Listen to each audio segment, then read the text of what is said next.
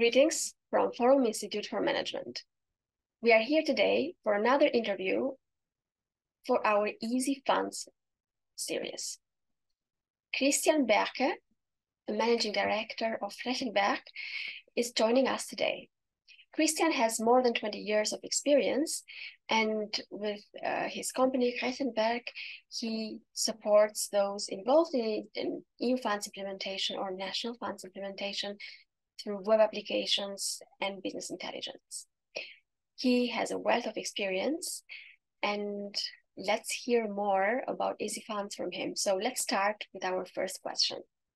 How would you describe your work and involvement with ESI Funds?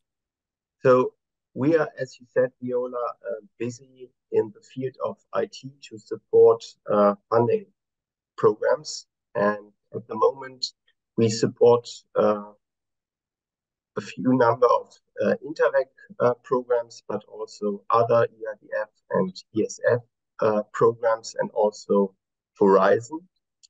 The IT systems that we develop, adapt, and operate, they cover a wide range of use cases, such as e-cohesion, that is to say the electronic data exchange between beneficiaries and the managing body. And secondly, administrative processes like capturing applications, checking, approving applications and progress reports and payment claims. And finally, we do systems, we develop systems for data and decision support, analysis, and reporting. So we are a service provider that supports programs in their work with or by providing appropriate IT solutions. So you have quite a wide range of services that are offering for EU funds, and not only, right? Because how did you start your career in this field? I think everybody would be curious to know about it.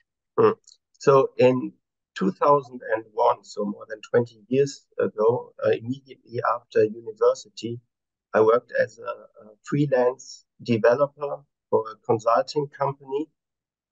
For them, I developed a system so that they could internally plan and control their consulting projects. And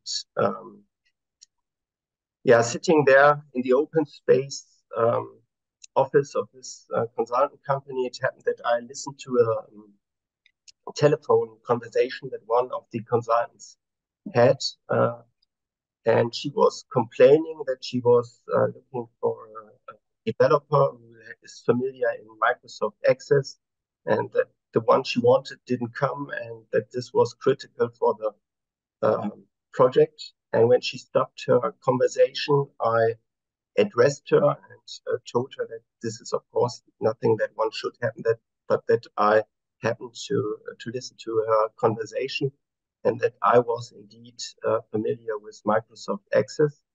And so 2 days later, I had an appointment in the Ministry of Economics in North Rhine-Westphalia. And then I started to work on my first solution to support the monitoring of the ERDF program of North Rhine-Westphalia. And then in 2010, we founded rechenwerk, worked for other ERDF programs. And in 2018, we started working for Interreg programs as well, which is now one of our main fields. Well, it looks like from a tiny situation, or what we call chance, you started a completely new career. Yeah, that's the case. It's true, yeah. What is the most significant outcome or experience during all these years? What has been one of these? I mean, having been working in this area for more than 20 years, it's difficult to focus on one specific output. But what I think is important and what we do is to integrate concepts and technologies to support analysis and reporting in this area, that is to say, data warehousing and business intelligence, because I think that this is still something that many programs do not have on the radar yet. During the Corona time, we worked on two studies for the European Commission, one on e-cohesion, that is to say the electronic data exchange between beneficiaries and the managing bodies, and one about monitoring systems. And so for us, it's also always interesting to see what other programs do, and I'm glad to bring in my knowledge and experience. Then we recently developed a fully fledged e-cohesion monitoring system called MIA, which is now used in the ESF program of Hamburg and the ESF program of the German-speaking community in Belgium. But apart from that, we also like working in the context of GAMS, which is a community system for Interact programs developed by Interact, and it's now used by more than 50% of the Interact programs, which is amazing given the different processes and structures and rules that different programs in different member states have, of course. And yeah, we also, I personally like to sit in a room with, let's say, 30 people coming from 20 different countries, and see the common, discuss the common challenges, and yeah, look at different solutions and work together. And this is something that is frequently happening in the context of the GAMS, but also in the context of other monitoring systems. Yes, that is also something I like about this job, meeting so many people from different countries, and then you realize that really there are no borders at a certain point. Like, we have borders, but they don't really exist sometimes. So let's go to our next question. What advice would you give to those starting to work now with ESI Funds after more than 20 years of experience? You might have a few advices. So today, all programs already use powerful IT system solutions to support their work, but it's still necessary to exchange ideas. So first of all, what programs need to do is to harmonize and standardize their processes, structures, and rules. And on the other hand, they have to look at what solutions exist that really are flexible enough to meet their requirements in an appropriate way. And also important is to really aim to exchange structured data, not merely upload and exchange PDF files that need to be recaptured. The situation in which the information is reused, which is available, is also always or sometimes called the only once encoding principle. And it's also important that the solution that you use really covers all aspects of financing, recoveries, withdrawals, and these kind of things, because parallel bookkeeping in Excel files and the necessity for doing this is always an indication that something is still missing. And one should also focus those processes which cause most of the administrative burden.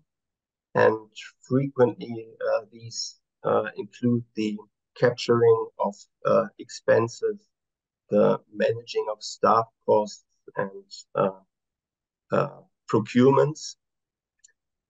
And to achieve a high degree on user experience, it's important to provide automatic validation checks and tip tools and these kind of things. Thank you. IT is always more and more important. So if that's the future, I'm sure that it needs to be implemented for all the programs and projects. And in many cases, it's already the present, but there are always possibilities for improvements, of course.